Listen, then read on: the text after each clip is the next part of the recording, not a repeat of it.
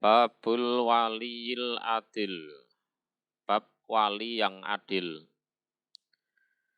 Qala Allahu ta'ala innallaha ya'muru bil adli wal ihsan. Innallaha sesungguhnya Allah iku ya'muru. Perintah. Siapa Allah bil adli pada keadilan. Wal ihsan dan berbuat baik. Mafhum ini ya. Wa qala ta'ala wa aqsitu innallaha yuhibbul muqsitin. Dan berlaku adillah, sungguh Allah senang terhadap orang-orang yang berlaku adil. Wa an Abi Hurairah radhiyallahu anhu anin Nabi dari Nabi sallallahu alaihi wasallam sab'atun iku tujuh golongan ya. Yudhilluhum menaungi pada mereka sapa Allahu Allah fi dhillihi di dalam naungannya Allah. Yaumala dhilla pada harinya tiada naungan ila kecuali dhilluhu naungan Allah. Nah ini salah satu peristiwa di hari kiamat kelak yang mana keadaan waktu itu susah payah. Ya, susah payah. Dan yang dibutuhkan adalah naungan waktu itu. Tapi tidak ada naungan kecuali naungannya Allah. Itu ya. Pertama adalah imamun, seorang imam adilun yang adil. Ini sesuai babnya al-wali al-adil. Jadi seorang pengarep atau pemimpin yang bisa berlaku adil. Ya adil menghukum orang lain, juga memberi keputusan hukum pada keluarganya, kerabatnya itu. Ini susah ini. Kalau yang dihukum orang lain gitu aja ya cenderung lebih bisa adil. Tapi ternyata yang melakukan kesalahan keluarganya sendiri. Nah, ini kadang muncullah perilaku tidak adil. Yang mencuri kebetulan anaknya atau kerabatnya. Yang berbuat salah ternyata keluarganya. Lah itu. Nah. Yang kedua wasabun dan pemuda. Nasa'a yang tumbuh dia pemuda fi ibadatillah di dalam ibadah pada Allah. Ini jadi ini nasihat bagi yang muda-muda, yang umumnya anak muda itu ya suka-suka, ya, hura-hura, foya-foya, lontang-lantung sana-sini, gerubyak-gerubyuk sana-sini, nggak ada gunanya, nggak ada manfaatnya.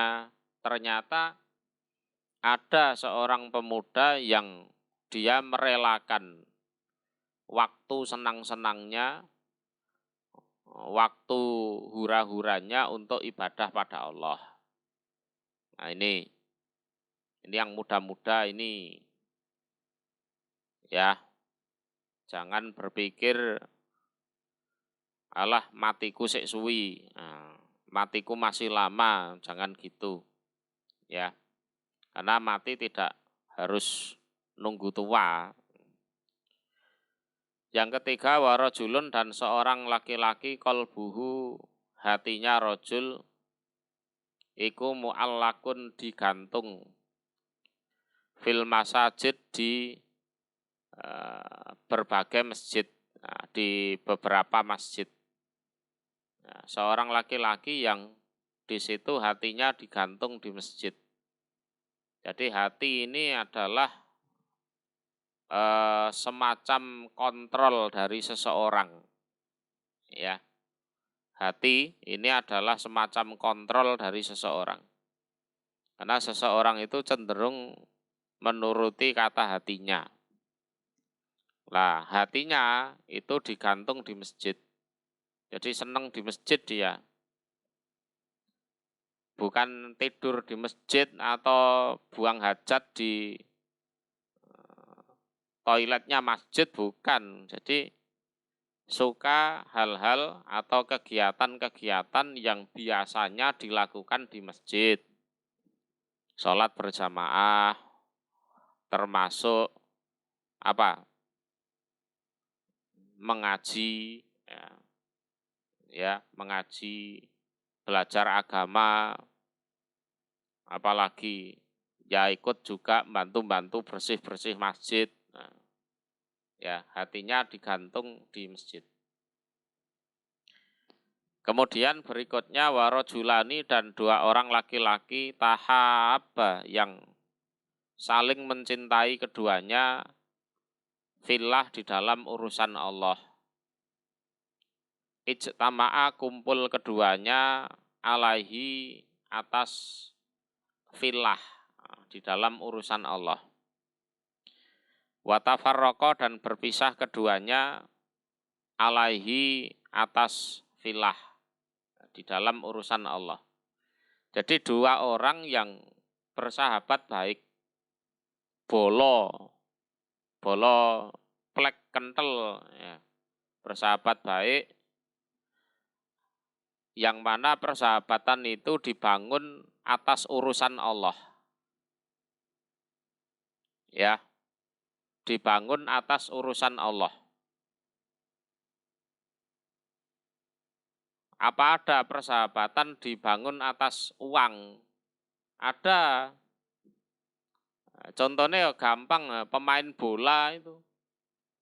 Entah Barcelona atau Manchester City, Real Madrid. Satu tim itu kompak untuk memenangkan suatu pertandingan. Ya kan? Tapi atas dasar uang. Memang ada kontraknya. Ya kan?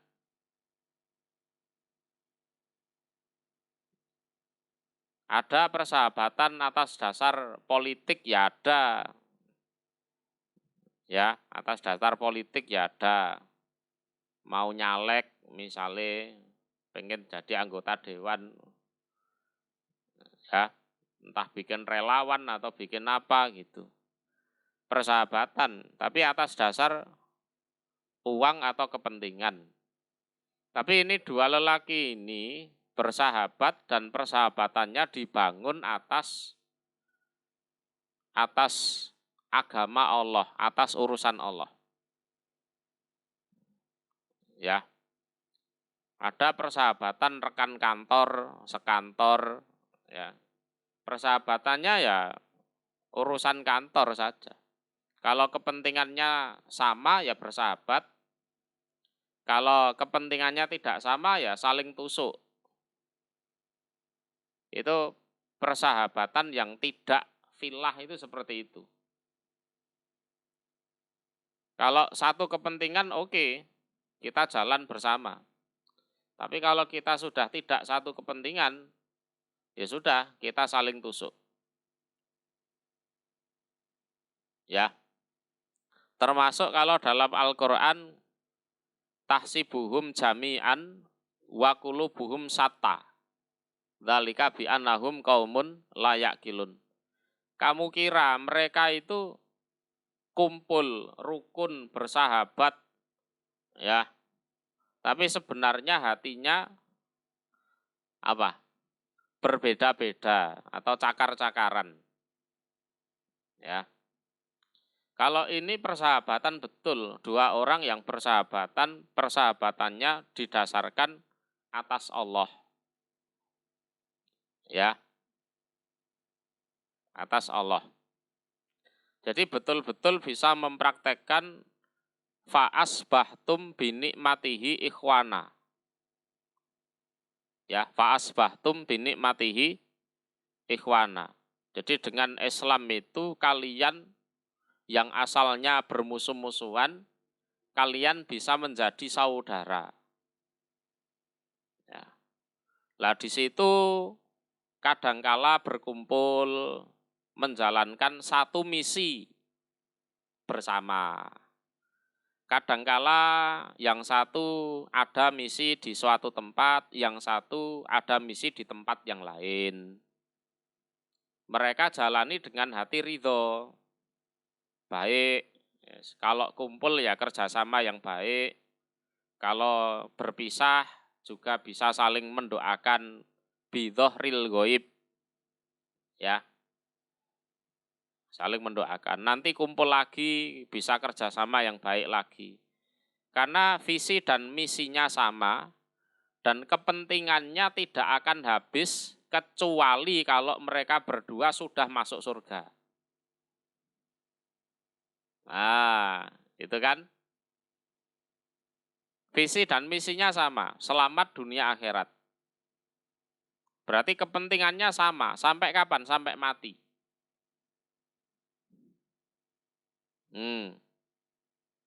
Nah ini saudara betulan ini, seperti ini. Kalau saudara satu nasab, bapak ibu sik urip rukun, kompak. Bapak ibunya sudah meninggal, bertengkar bukan warisan. Loh, beda. Ya kan? Bahkan santet-santetan. Ya, warajulani tahabba fillah ijtama'a alaih wa tafarraqa alaih. Itu. Ya, memang bisa mempraktekkan wadkuru id kuntum a'daan fa'allafa baina qulubikum fa'asbahtum binikmatihi ikhwana.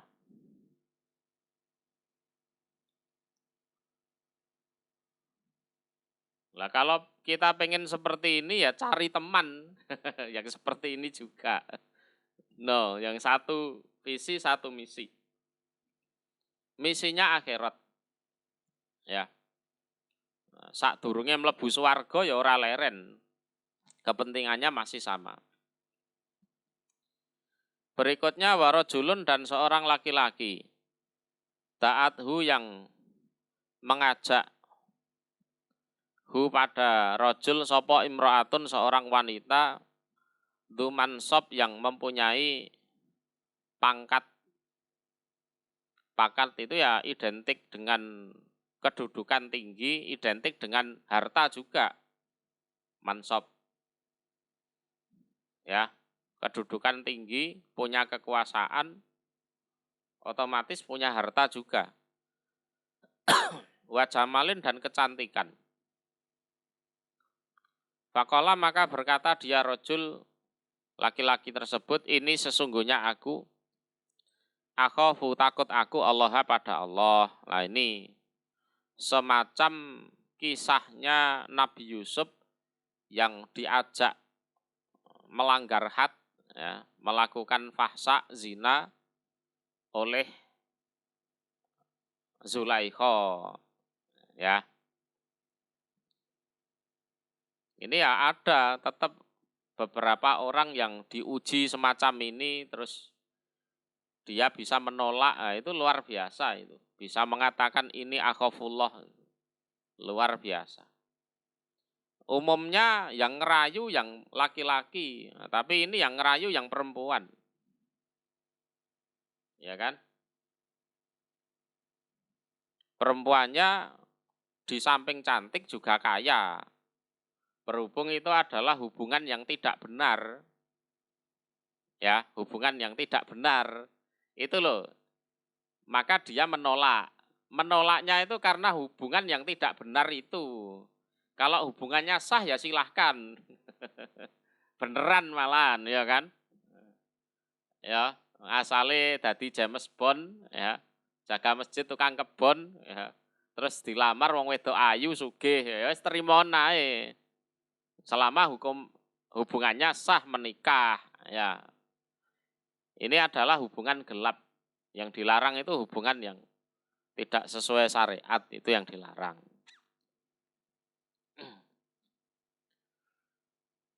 Karena rata-rata para nabi itu ya istrinya cantik-cantik gitu loh. Nasabnya juga bagus. Berikutnya warajulun dan seorang laki-laki. Tasodakoh yang bersodakoh dia bisodakotin dengan suatu sodakoh. Fa'ahfaha maka menyembunyikan dia. Ha pada sodakoh. Hatta latak lama sehingga tidak mengetahui opo si maluhu. Tangan kirinya. Ma pada apapun tunfiku yang menginfakkan. Ya, menginfakkan. Opo yaminuhu tangan kanannya. Ini di samping untuk menjaga keikhlasan niatnya, mungkin ya, menjaga harga diri orang yang disodakoi, bisa juga kan? Orang yang disodakoi ini sebenarnya ya butuh, tapi untuk menerima sodakoh dari orang ini enggan sebenarnya. Ya wis, nanti saya kasih secara sembunyi-sembunyi ya gitu. Jadi ya banyak pertimbangan lah untuk menjaga keikhlasan niat ya, biar tidak riak, ujub dan lain-lain. Juga mungkin dalam rangka menjaga harkat dan martabat orang yang diberi. Nah, ini. Tapi tidak semuanya sodakohnya harus sembunyi-sembunyi ya tidak. Ada sodakoh yang memang harus terang-terangan. Ya, harus terang-terangan. Contohnya ya bayar zakat itu ya harus terang-terangan. Ada kalanya nanti sodakoh itu ya di depan banyak orang, enggak apa-apa. Memang ada dalilnya siron wa alaniyah. Jadi siron wa alaniyah itu ada. Jadi tergantung situasi kondisinya.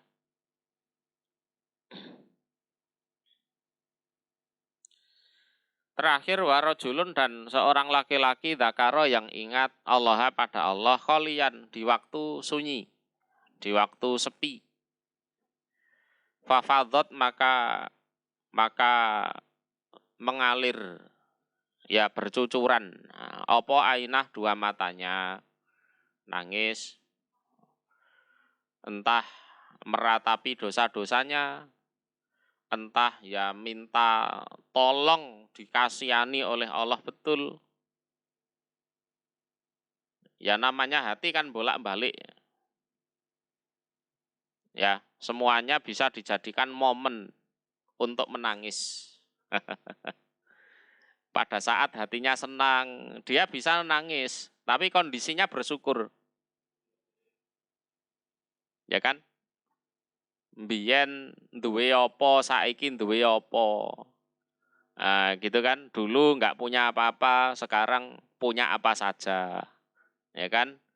Dulu direndahkan orang, sekarang dihormati orang. Terus karena nikmat Allah tersebut terharu, nangis. Bisa seperti itu. Jadi fafadot ainah itu ya bisa karena mensyukuri nikmat. Atau memang karena butuh dikasihani. Pas musibahnya banyak, cobaannya banyak, itu terus minta dikasihani betul oleh Allah bisa. Atau dalam rangka meratapi dosa-dosanya juga bisa. Intinya punya hati itu jangan keras-keras, ya. Jangan seperti ahli kitab tsumma qasat qulubuhum. Ya. Bahkan hatinya fahiyakal hijarah au asadu qaswah. Jangan seperti itulah. Jadi semua momen itu sebenarnya bisa membuat mata kita menangis. Ya. Dalam kondisi istilahnya sedang naik daun di atas uang banyak itu bisa menangis karena mensyukuri nikmat. Wa an Abdullah bin Amr bin Al-As radhiyallahu anhuma qala berkata Abdullah qala bersabda sapa Rasulullah sallallahu alaihi wasallam Innal muqsitin sesungguhnya orang-orang yang berlaku adil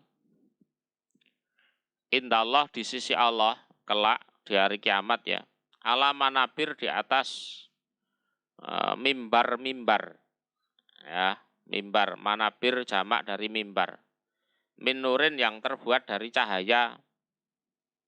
Lah mimbar terbuat dari cahaya itu gimana ya ora usah takon,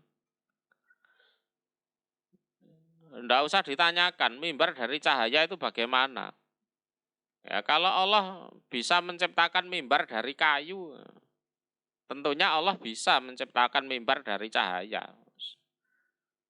Wis ora usah takon. Gitu ya. Seperti saat Aisyah bertanya tentang orang-orang yang bangkit dari kubur berjalan dengan wajah. Kan aneh. Jawabnya Nabi ya sederhana. Allah yang mampu menciptakan manusia berjalan dengan kaki, juga mampu menciptakan manusia berjalan dengan wajahnya. Wis ngono tok ae, itu ya. Al-muqsitin yang disebut al-muqsitin dalam konteks hadis ini adalah aladina orang-orang ya diluna yang selalu adil mereka fi hukmihim di dalam hukum mereka. Ya, di dalam hukum mereka. Karena dalam masalah hukum ini, wah, rawan kepentingan. Ya, rawan kepentingan. Sangat rawan kepentingan. Jadi, biasanya penguasa itu membuat suatu kebijakan yang mana kebijakan itu berpihak kepada pendukung-pendukungnya. Biasanya ngono kuwi. Ya kan? Menguntungkan atau berpihak pada para pendukung-pendukungnya. Ya, cara kasarane sebelum dia jadi penguasa, waktu pemilu itu sudah ada kontrak. Ya, sudah ada kontrak. Ya, sudah ada kontrak. Pak, sampean kok tak dukung. Aku duwe duit sekian miliar. Ya, aku punya uang sekian miliar. Nanti kalau sampean jadi, tolong wilayah sana itu serahkan saya. Ya kan? Nanti saya mau ambil itu keuntungan dari situ. Ya ngono kuwi. Karena yang namanya kebijakan itu pasti menguntungkan suatu pihak dan merugikan pihak yang lain. Ya. Itu pasti menguntungkan suatu pihak dan merugikan pihak yang lain.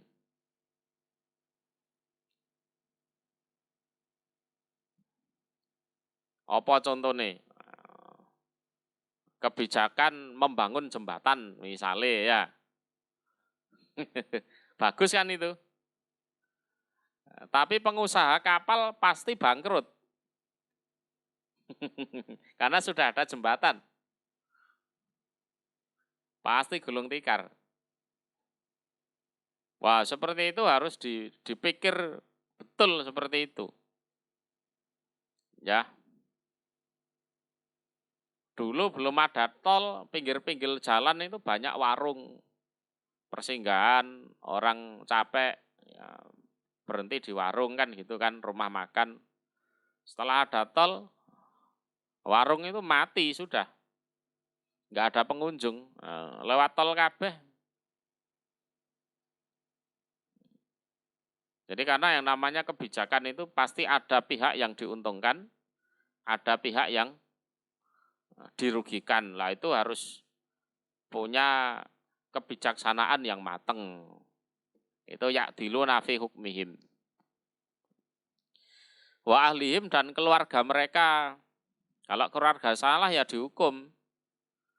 Ya, kalau keluarganya salah ya dihukum. Enggak boleh tidak. Wama dan apa-apa walu yang mengatur mereka, termasuk rakyatnya.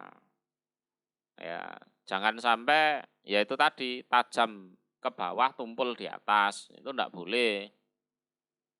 Nah, kalau bisa seperti itu, ya derajatnya di sisi Allah nanti istimewa. Ala manabir min nur, atas mimbar yang terbuat dari cahaya. Ya. Oke, mafhum?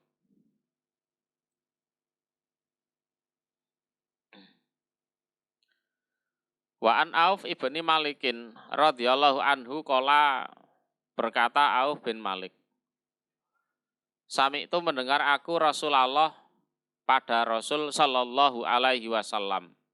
Ini Yakul bersabda Nabi. Ya, bersabda Nabi. Khiyaru a'immatikum, pilihan para pemimpin kalian, para imam kalian.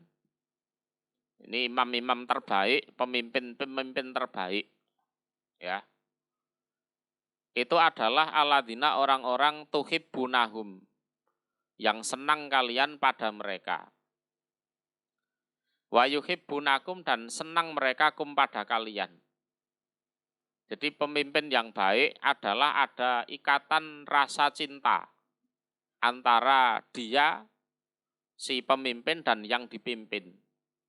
Jadi kalian senang pada mereka, mereka pun juga senang pada kalian. Ya.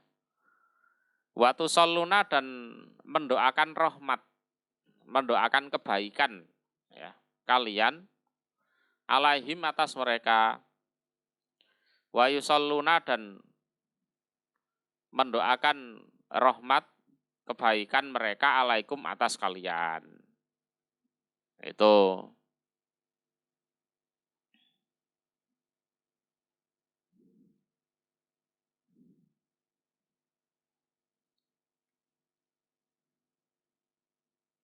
Ini terjadi secara adil, ya. Kalau zaman sekarang ini kadang ada campur tangan pihak-pihak tertentu atau mungkin oknum-oknum pembawa kabar, oknum loh ya, wartawan yang melakukan perang opini, masalah yang ngono kuwi lho. Ya kan? Jadi kadang penilaian itu sudah tidak bisa objektif kalau sekarang. Ya. Siapa yang bisa membayar oknum wartawan ya di framing bagus. Ya. Kalau nggak bayar ya di framing jelek. Ya. Jadi sabdanya Rasulullah ini ya tentunya konteksnya ya konteks zaman dulu ini. Jadi segala sesuatunya terjadi secara alami, ya, secara alami. Ya. Jadi pemimpinnya ya baik betul, buktinya seneng pada yang dipimpin ya merasakan kebaikannya betul, sehingga juga mau mendoakan. Nah, itu. Ya.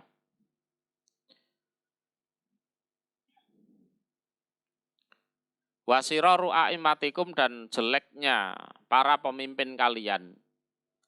Jeleknya para pemimpin kalian. Itu adalah aladin orang-orang gitu nahum yang benci kalian pada mereka. Wayub begitu nakum dan membenci mereka pada kalian. Kalian tidak senang pada mereka, mereka pun tidak senang pada kalian. Ini secara alami, ya bukan permainan oknum buzzer loh ya. Alami seperti ini. Watal anu nahum dan melaknat kalian hum pada mereka, wayal anu nakum dan melaknat mereka kum pada kalian. Pemimpin model ngono wis ndang mati ya kono. Sampai ada omongan seperti itu. Ya kan? Tapi ini secara alami loh ya. Kalau sekarang itu alah semuanya bisa dibeli soalnya. Kalau sekarang. Ya. Kulna berkata kami ya Rasulullah, wahai utusan Allah, afala nuna biduhum, apakah tidak melempar atau memukul lah kami hum pada mereka, apakah kami tidak membunuh mereka saja yang jelek-jelek itu loh. Ya istilahnya melakukan kudeta atau pemberontakan atau apa, wis ndang ben mati ngono wis. Ndang golek ganti sing apik. Ya. Kala bersabda Nabi la tidak ma'akomu selagi menegakkan mereka fikum di dalam kalangan kalian as-sholata pada sholat. Jadi konteksnya ini konteks pemimpin beragama loh ya. Ya. Kalau sekedar pemimpin bernegara bisa jadi orang-orang yang jadi pemimpin itu ya non-muslim. Ya macam orang Islam di Amerika, ya otomatis pemimpin negaranya ya orang kafir. Ya, itu contohnya seperti itu. La tidak ma'akomu selagi menegakkan mereka fikum di kalangan kalian as-sholata pada sholat. Wis pokoke sik ketok sholat ngono wis senajan kelakuane ya elek tenan, kamu ndak boleh istilahnya berontak bahkan membunuh dia ya ndak boleh itu. Ya.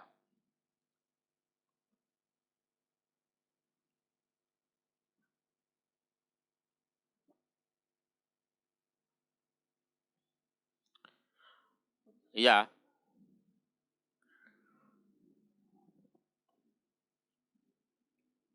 Jadi mereka mempertanggungjawabkan apa yang mereka perbuat. Kalian pun juga nanti juga mempertanggungjawabkan apa yang kalian buat. Alaikum mahumiltum wa alaihim mahumilu. Nah, kalau dalam riwayat lain seperti itu. Jadi semuanya ada pertanggungjawabannya. Ya ini yang ditakuti oleh orang-orang itu. Yang ditakuti. Apa? Ya kui mau. Karena dalam sejarah itu tidak semuanya khalifah itu baik. Nek apik ngono ora apa-apa. Lah ngono elek. Sapa sing nanggung dosane? Ngono. Nah, gitu. Konsekuensinya seperti ini soalnya. Ya kan? Sehingga ada pihak-pihak yang mengatakan kan ini. Ya demokrasi iki jane ngono ya elek ngono. Ya kan? Mahfud MD kan muni ngono. Tapi ini terbaik dari segala yang jelek. Ngono. Ora sampai paten-patenan kan gitu. Karena dalam sejarah ya seperti itu memang. Kalau khalifahnya baik ya baik betul. Islam ya tegak betul lah. Tapi nek pas jelek, ayo. Ya menurut dia pendapatnya ya masuk akal. Menurut dia. Ya. Ya. Mungkin ada trauma.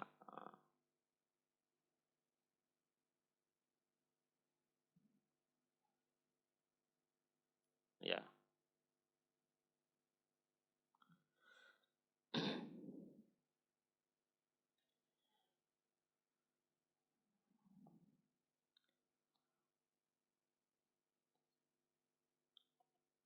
Ya kalau mencontoh Rasulullah dan para sahabat ya seperti itu.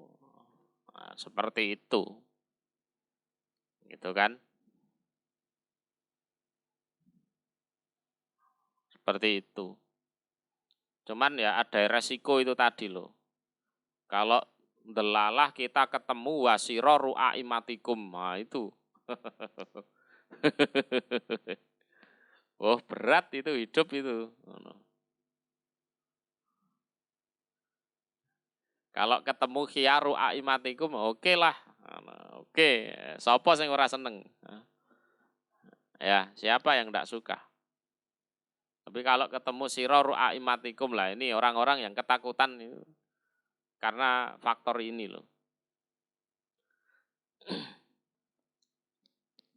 Ya.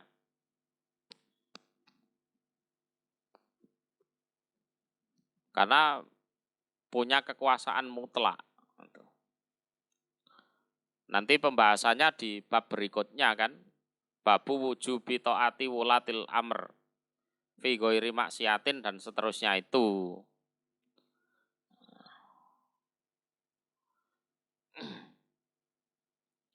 Wa an Iyad ibni Himar radhiyallahu an qol sami itu Rasulullah sallallahu alaihi wasallam yakul ahlul jannah penghuni surga iku salah satu tiga golongan ya.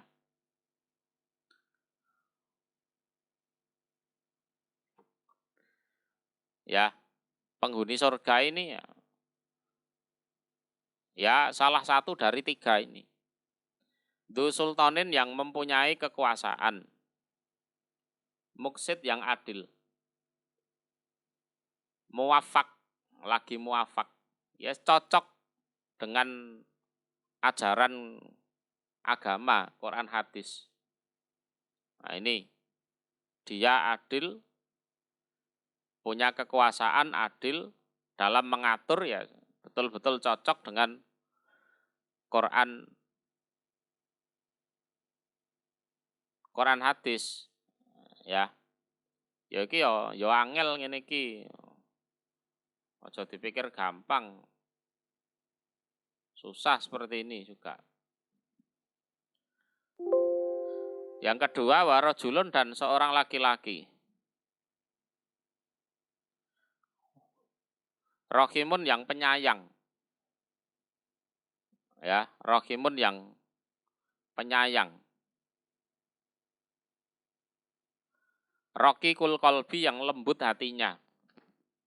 Raqikul qalbi yang lembut hatinya. Likul lidhi kurba kepada semua yang mempunyai kerabat. Wa muslimin dan semua orang muslim. Nah, ini. Ya orang biasa sebenarnya. Ya rajulun di sini termasuk perempuan ya termasuk gitu loh. Jadi manusia yang penyayang, yang hatinya lembut, raqikul qalbi kepada semua kerabatnya dan semua orang Islam. Mafhum ya? Wa afifun. Nah, ini yang ketiga. Afif. Apa maknanya afif? Orang yang terjaga. Ya, terjaga. terjaga dari segala sesuatu yang haram, yang subhat, ya. Muta'afifun yang ya memang berusaha terjaga jauh dari yang haram, yang subhat. Du iyalin yang mempunyai tanggungan. Mempunyai tanggungan itu dalam artian dalam hidup itu ya punya anak, punya istri, punya orang tua yang dirawat, punya kerabat yang miskin-miskin itu. Ya kan? Dia punya tanggung jawab untuk menghidupi mereka. Ya. Tapi walaupun begitu, dia berusaha mencarikan nafkah yang halal. Ya, berusaha mencarikan nafkah yang halal. Yang halal. Mosok duit haram arep tak pakake anakku. Padahal golek sing halal ki yo angel. Ndelalah ujiannya itu yang haram itu cepat didapat. Terus dia mikir, mosok barang haram arep tak pakakne anakku, bojoku, wong tuaku. Wis gak wis ngono. Jadi dia menghindari hal-hal yang haram, yang subhat, memang berusaha menghindari walaupun dia punya tanggungan hidup yang banyak. Wong tuane mati ninggal utang akeh ngono. Anake cilik-cilik butuh biaya, ya kan? Tapi dia tetap berusaha mencari yang halal, yang baik, ya, yang halalan, yang thayyibah. Nah itu, ya ora korupsi, ora nyolong, ora ngentit. Nah gitu. Paham? Oke. Babu wujubi taati wulatil amr. Bab wajibnya mentaati pengatur perkara. Ya, ulil amr. Ya, ulil amri. Fi ghairi maksiat, di dalam selain kemaksiatan. Ini maksiat yang perlu dicontoh loh ya, yang perlu dipahami maksudnya. Maksiat yang sudah disepakati kemaksiatannya. Contoh diperintah syirik, ya, diperintah mencuri, diperintah zina, nah itu.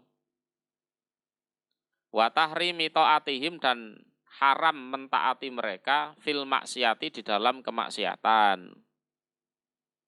Ya, di dalam kemaksiatan. Dan haram untuk mentaati mereka kalau diperintah maksiat. Nah, ini yang membuat orang-orang berat kan di sini. Ya kan? Aku pinter, kudu taat ning dekne. Wah, males. Aku sugih, kudu taat ning dekne. Wah, ya males. Itu. Seperti kisah Bani Israil itu. Di kisah Tolut dan Jalut itu. Ya, alam taro ilal malai min Bani Israil min ba'di Musa. Itqalu li nabiyillahumu ba'aslana malikan nuqatil fi sabilillah. Nah, kan gitu kan? Sebelum diangkatnya Tolut menjadi pemimpin perang malikan nuqatil fi sabilillah, mereka maunya ya seperti itu. Mbok kita itu dikasih raja, pemimpin, yang mana kita bisa berjuang di jalan Allah, kan gitu kan. Ya kan? Gayanya seperti itu. Nah, ternyata yang dipilih oleh Allah menjadi pemimpin adalah Tolut. Wah, wes. Mulai pembangkangannya itu muncul. Ya kan? Ana yakunu lahu madza al mulku alaina wa nahnu ahaqqu bil mulki minhu. Ngono walam yu'ta sa'atan minal mal. Wis munine ngono kuwi. Lah kok iso lho Tolut dijadikan pemimpin padahal kami yang lebih berhak. kami punya nasab, ya. Kemudian dia loh nggak punya apa-apa, miskin. Untuk membangun kekuasaannya itu gimana? Ngono. Ya. Memang itu sesuatu yang berat memang.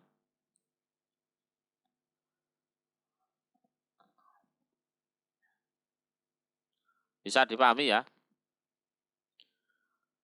Jadi catatannya adalah maksiat di sini adalah maksiat yang sudah disepakati bersama. Diperintah syirik, diperintah makan riba, diperintah zina, diperintah membunuh, diperintah, nah itu jelas maksiat, tidak boleh ditaati. Tapi kalau sekedar hal-hal yang masih bisa diperdebatkan, itu harus tetap taat.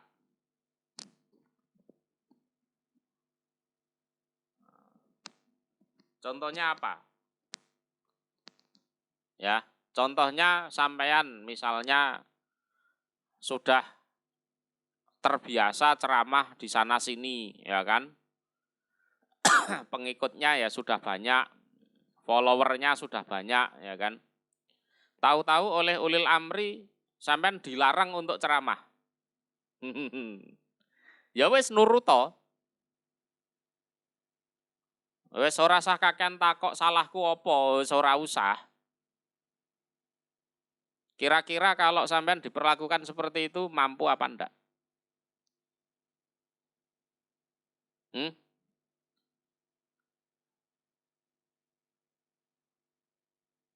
Ya harus taat. Ya. Karena bisa jadi pertimbangannya adalah, oh wong iki wis mulai rada ujub iki. Wis tak lereni sik. Ya. Tak nonaktifkan dulu ini. Mungkin pertimbangannya seperti itu. Ya kan? Seperti Khalid bin Walid dulu itu.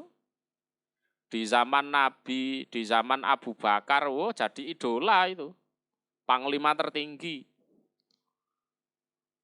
Ya kan? Panglima tertinggi. Di awal-awal kekhalifahan Umar masih jadi idola. Orang-orang itu kalau perang ada Khalid bin Walid itu semangat. Lah tahu-tahu dikirimi surat, jret, kamu diberhentikan dari panglima perang. Wis, ngono tok. Gantine Abu Ubaidah bin Jarrah. Ya kan?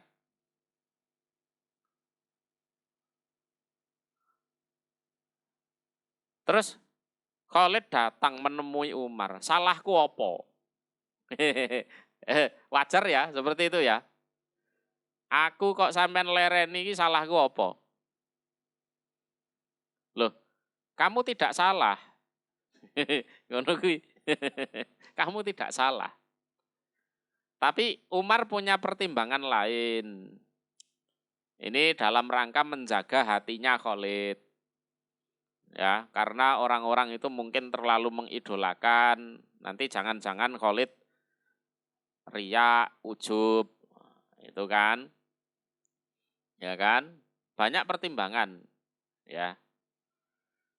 Terus dalam percakapan itu, Khalid, kamu menghadapi saya di dunia saja ini ya.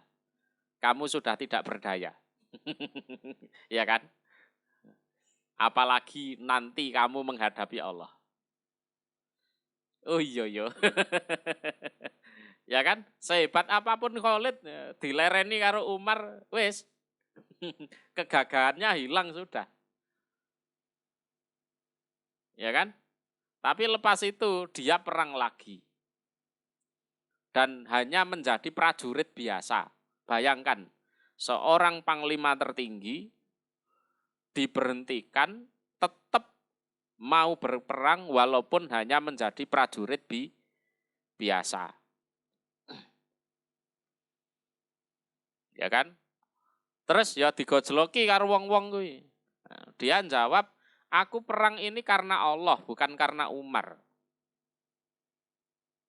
Aku perang ini karena Allah, bukan karena Umar.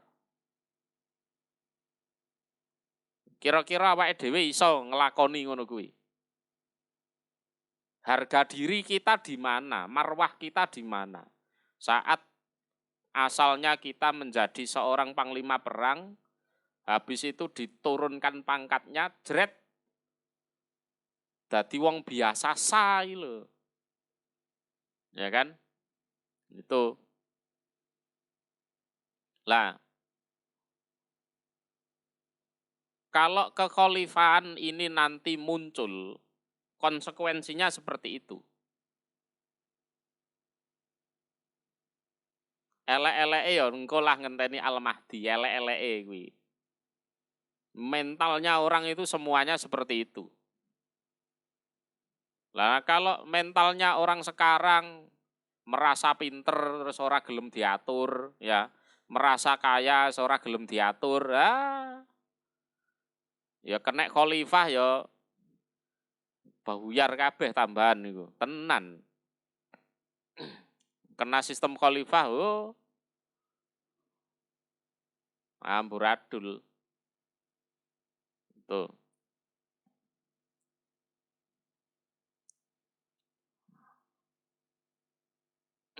Karena ketaatannya ya betul-betul mutlak selama tidak diperintah maksiat.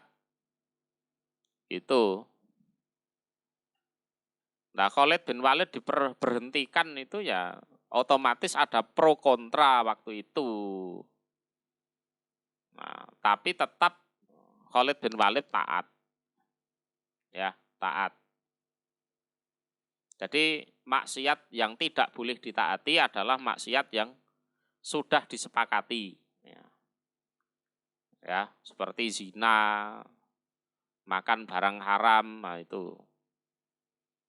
Bisa dipahami ya. Kita harus punya mental seperti itu. Oh, iya ta. Oke, ini sik Padang.